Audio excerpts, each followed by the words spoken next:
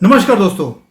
Putin अपने आप को बहुत बड़ा एक प्रेसिडेंट मानते हैं रशिया का, हैं भी, दबंग भी हैं। लेकिन उन्होंने एक बात में मोदी जी के सामने नतमस्तक हो ही गए हैं।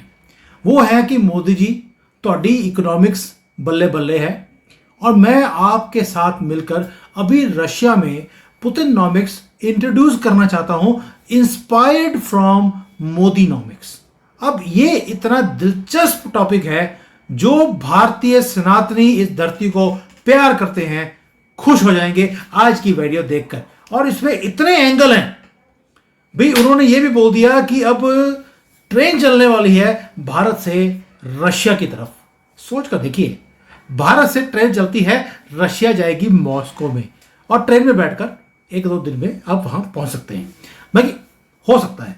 अब इसके ऊपर बात करेंगे उमेश जी के साथ। टॉपिक दिलचस्प है तो दिलचस्प बंदे को ही बुलाना भी चाहिए। उमेश जी, जय सिया राम। जय सिया राम। सर, ये ट्रेन चल पड़ी है मोदी नॉमिक्स की पुतिन नॉमिक्स की तरफ। ये सर ट्रेन का मामला क्या है, ये सारा सिलसिला आप थोड़ा सा डिटेल में समझा दिए। सर सबसे पहले तो कल व्लादिमीर पुतिन ने मॉस्को में जब वो एक समिट में बोले थे, उन्होंने बोला था कि investments in India are profitable. और उन्होंने यहाँ तक बोल दिया है कि we are working towards import substitution. और भारत के अंदर जो मेक इन इंडिया और आत्मनिर्भर भारत जो इनिशिएटिव मोदी जी चला रहे हैं, उसके हमें सीखना भी चाहिए। और वो भी चाहते हैं कि वेस्ट के ऊपर रिलायंस कम हो। और आपको मालूम होगा कि यूक्रेन वॉर के बाद वेस्ट ने रशिया के ऊपर 17,000 सैंक्शंस लगा दिए थे। इतने नंबर ऑफ सैंक्शन, उसके $300 बिलियन जो फॉरेन एक्सचेंज रिजर्व है उसको कन्फिस्केट कर दिया था, उसको स्विफ्ट नेटवर्क से हटा दिया था कि ट्रेडिंग आप नहीं कर सकते।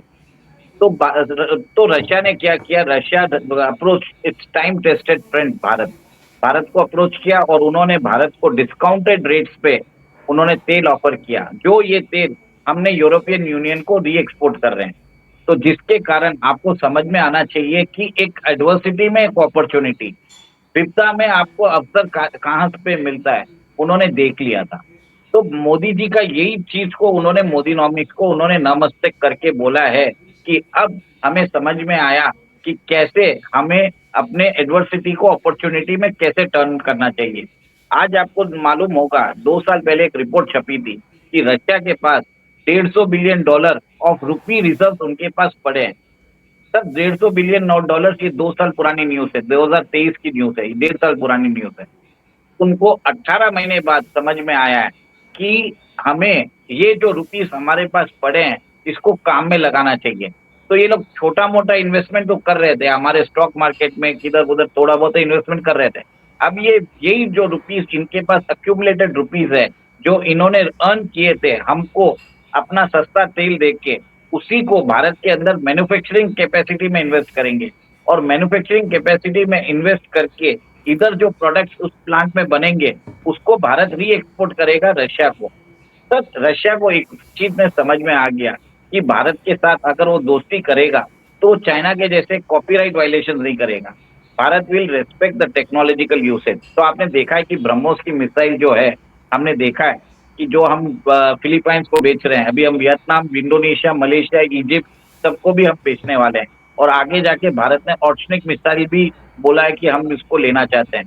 तो सर एक तरह से रशिया को समझ में आ गया है कि भारत के साथ हमारे डिफेंस पार्टनरशिप तो है, इकोनॉमिक कन्वर्जेंस भी होना जरूरी है। और इकोनॉमिक कन्वर्जेंस के लिए ट्रेड एंड इन्वेस्टमेंट टाइज को बढ़ाना बहुत जरूरी है। तो भारत को अभी समझ में आ गया है। सर एक और एक न्यूज आया था अभी थोड़े दिन पहले, जयशंकर जी ने बोला था जो ये $66 बिलियन का ट्रेड है इसको हमको $100 बिलियन करना है। आपको जान के हैरानी होगी कि 2020 तक भारत और रूस के बीच में 10 से $11 बिलियन का ही ट्रेड होता था। सब 10 से $11 बिलियन का, और आज जो है $66 बिलियन का ट्रेड प्रोजेक्टेड है, जिसमें हमारा ट्रेड डेफिसिट जरूर $57 ट्रिलियन रहेगा। बट आपको जान के हैरानी होगी 2020 में हम top 20, Russia was not even a top 25 trading partner. Today it is the 4th largest trading partner. और जो आपको ये, और जयशंकर जी ने बोला था कि अब हमें जो डेफिसिट है जो रशिया का, इसको यूटिलाइजेशन पे लेके आना चाहिए। तो उन्होंने जैसे ही स्टेटमेंट दिया कि we have to promote Russian investment, Russian manufacturing, Russian tech tech into Indian, into India, वो अभी होता जा रहा है और नजर होता जा रहा है। देखिए अभी हम एक महीने में $3 बिलियन ऑफ रशियन क्रूड हम इंपोर्ट कर रहे हैं। हमारा जो एनर्जी रिक्वायरमेंट्स है उसका 38% एनर्जी जो क्रूड इंपोर्ट्स करते हैं हम रशिया से करते हैं।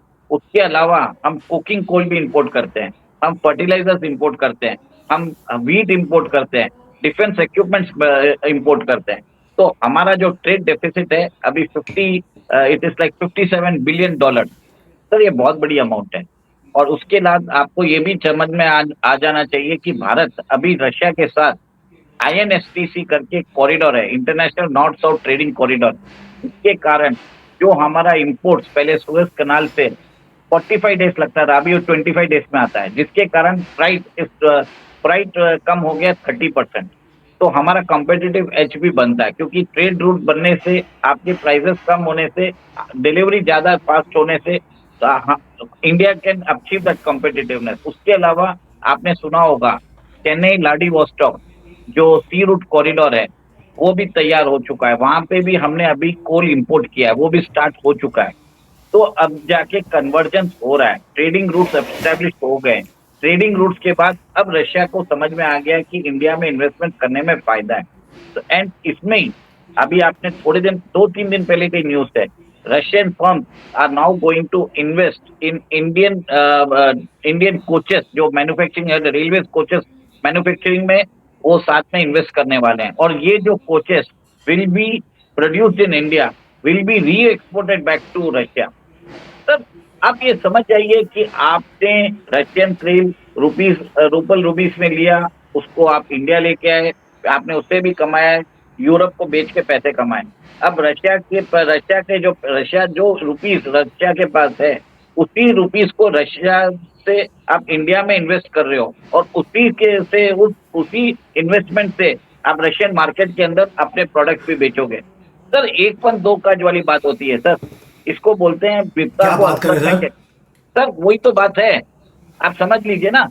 भारत भारत ने क्या किया, डॉलर तो दिए नहीं, अपने रुपये छापे हुए थे, वो रशिया को पकड़ा दिए, और उसी रुपये को वापस रशिया का इन्वेस्ट कर रहे हो, और उसी रुपये और उसी जो मैन्युफैक्चरिंग कैपेसिटी होगी उसको वापस आप री एक्सपोर्ट कर रहे हो रशिया को। इसमें आपका कैपिटल कहाँ लगा सर, बताइए। और इसी उमेश को जी, बोलते हैं एक सर। पंथ एक सर पंथ दो काज करने वाले ऑर्डिनरी लोग होते हैं, ये मोदी जी हैं। एक पंथ पांच कार्य वो कर किए हैं इसमें। सर बहुत कुछ किए हैं। और आप लोगों ने कभी भी देखा होगा, लोग डी डॉलराइजेशन की बात करते हैं, युआनाइजेशन की बात करते हैं, हमने हमेशा बोला है we should we should speak about internationalisation of rupee. Sir यही तो है internationalisation of rupee. Petro rupee जो इंडिया का ट्रेड हो रहा था, हर महीने $3 बिलियन हम इंपोर्ट कर रहे हैं, हम उनको दे रहे हैं रुपीस। तो this petro rupee trade is now taking shape. और उसके कारण रशिया को हम फोर्स कर रहे हैं कि आपके पास जो अक्यूमुलेटेड रुपीस है वो आप इंडिया में इन्वेस्ट करिए। तो मतलब, और उस रुपीस का जो इन्वेस्टमेंट होगा रशिया करेगा, और उसको ही हम वापस री एक्सपोर्ट कर रहे हैं। सर इसमें तो हमको फायदा हमारा भी है, रशिया का भी है। तो रशिया को ये बात 18 महीने बाद समझ में आई है सर। मोदी जी ने तो पहले ही बोल दिया था। और आपको जान के हैरानी होगी, 2022 में ही हमने रुपी ट्रेड जो था, इनवॉइसिंग जो था रुपी में चालू कर दिया था, 2 साल पहले ही।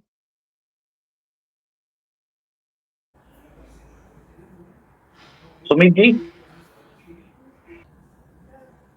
ओके। तो sir internationalisation of rupee start हो गया है। रुपी का जो वर्चस्व है ग्लोबल ट्रेड में बढ़ने लगा है। इंडिया रशिया का जो स्ट्रेटेजिक पार्टनरशिप है, जो ये अभी 66 है, $100 बिलियन होगा।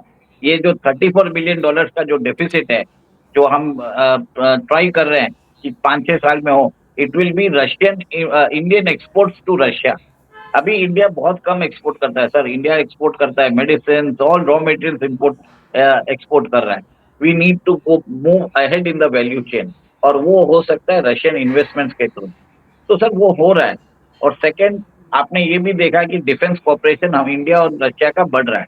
अभी भी आपने देखा कि 240 जो इंजन हैं, उसका हम करार करके आए हुए हैं। रचेल के हिंदुस्तान एरोनॉटिक्स लिमिटेड के जो चेयरमैन एंड मैनेजिंग डायरेक्टर है, वो रशिया गए थे। वहां पे जाके उन्होंने 240 सुकोई एमकेआई इंजन के लिए उन्होंने करार करके आए हैं। और यही सुकोई एमकेआई इंजन शायद आगे जाके तेजस में भी लग जाएंगे, जिसके कारण फर्दर डिफेंस इंटीग्रेशन हो सकता है बिटवीन रशिया एंड इंडिया।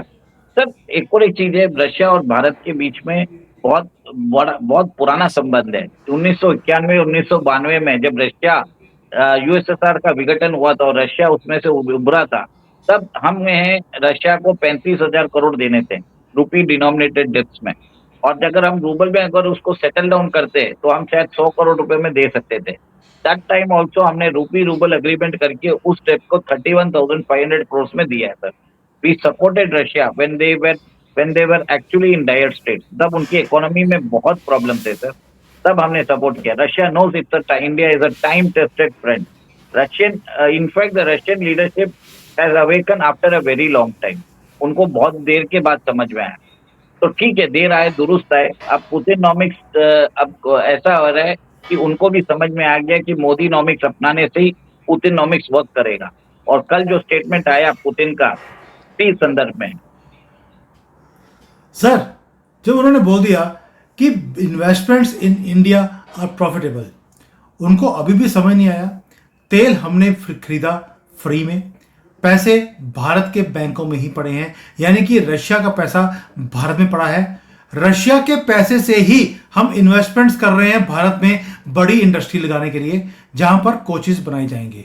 तो उसी पैसे का यूज कर कर हम कोचेस बनाकर उसी को एक्सपोर्ट करेंगे रशिया में, और वही पैसा जो भारत में पड़ा हुआ है रशिया का, वो हमारे पास ही वापस आ जाएगा।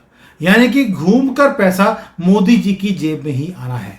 अब राहुल गांधी खड़ा होकर बोलेगा ये पैसा तो अदानी की जेब में जा रहा है, तो ये उसको भी रुकवाने की कोशिश करेगा, कांग्रेस भी उसके ऊपर स्पिन करेगी, सोरोस बीच में जुड़ जाएगा। यानी कि पुतिन नॉमिक्स और मोदी नॉमिक्स इकट्ठे होने वाले हैं। बीच में अभी तो ट्रंप नॉमिक्स भी आने वाली है, और यहां पर स्यापा शुरू होगा। ये तो जी दे पैसे किसी एक के पास जा रहे हैं। डोंट यू फील कि हमारा जो ऑपोजिशन है उसे ये तरक्की भारत की होती हुई अच्छी लगती ही नहीं है? कहां तो ट्रंप नॉमिक्स, मोदी नॉमिक्स, पुतिन नॉमिक्स, और कहां कांग्रेस नॉमिक्स। सर, मेरे हिसाब से मैं राहुल गांधी के ऊपर कम ही बात करना चाहूंगा। मैं ये बात करना चाहूंगा कि मोदी का जो रिलेशनशिप है ट्रम्प के साथ, मोदी का जो रिलेशनशिप है पुतिन के साथ, आप ये देखेंगे Modi, Trump and Putin will shape the global order in the coming 4 years। जनवरी 20 2025 के बाद आप देखेंगे वर्ल्ड के अंदर एक अलग ही तरीके से एक डेवलपमेंट होगा। और ये जितने भी ये फोर्सेस है जो लिब्रांडूज हैं एंड ऑल दिस पीपल, इनको अपना अपना ये क्या बोलते हैं जीविका चलाना मुश्किल हो जाएगा। जो ये एडवोकेसी ग्रुप्स, राइट ग्रुप्स, ये प्रेशर ग्रुप्स बना के बैठे हैं, जो काम धंधा कुछ करते नहीं है, सिर्फ हर जगह चिल्लम चिल्ली रिपोर्ट्स निकाल के भारत की ग्रोथ को खत्म करना चाहते हैं। ये जो टूल किट है, ये खत्म होने की जरूरत है। और ये जैसे ही ट्रम्प साहब आएंगे, काम हो जाएगा मेरे हिसाब से। उमेश जी, यही रीज़न है कि इनको सबको पता था कि ट्रंप आने वाले हैं। कुछ जर्मनी भाग गए, कुछ रबिश कुमार करते करते यहाँ पर अमेरिका भाग गए, और कुछ न्यूजीलैंड में छुप कर बैठे हैं। बातें बोलेंगे हिंदुओं के नाम रखकर होते हैं पाकिस्तानी गंदे मुसलमान। तो ये ऐसा ही हाल है लिब्रांडों का, ये होते कुछ और हैं, दिखाते कुछ और हैं। और इसी की गंदगी को साफ अब पुतिन, मोदी, नेतन्याहू और ट्रंप मिलकर करेंगे। ये मेरा पूर्ण विश्वास है, इनका वक्त अब खत्म होने का आ चुका है इन लिब्रांडों का। Sir, very very nice news you have shared कि अब ट्रेन की बोगियां बनेंगी भारत में और जाएंगी भारत से रशिया की तरफ। सर, ऊपर से आपको ये भी बता दूं, जो सुकोई जेट्स जो हमने अभी 12 जेट्स का करार किया था, वो भी भारत के नासिक प्लांट में चालू हो जाएगा बनना। इनफैक्ट जो 12 तक लिमिटेड नहीं रहेगा, इसका ये प्रोडक्शन कैपेसिटी और भी बढ़ाएंगे, जिसके कारण मेरे हिसाब से ब्रह्मोस मिसाइल सिस्टम बन रहा है, ऑर्शनिक भी आ जाएगा। तो आप सोच लीजिए, कॉम्प्रिहेंसिव टेक्नोलॉजिकल ट्रांसफर रशिया के थ्रू इंडिया में होने वाला है। प्रोडक्शन फैसिलिटी बढ़ने वाली है। लोकलाइजेशन होने का वाला है, इंडिजिनाइजेशन होने वाला है, इन्वेस्टमेंट्स आएगा, जॉब्स बनेंगे। तो इसके कारण जो ग्रोथ दिखेंगे आपको जनवरी से बाद, आप सोच नहीं पाएंगे सर। इतना ही बोलूंगा। जय सिया राम, जय हिंद। जय सिया राम सर।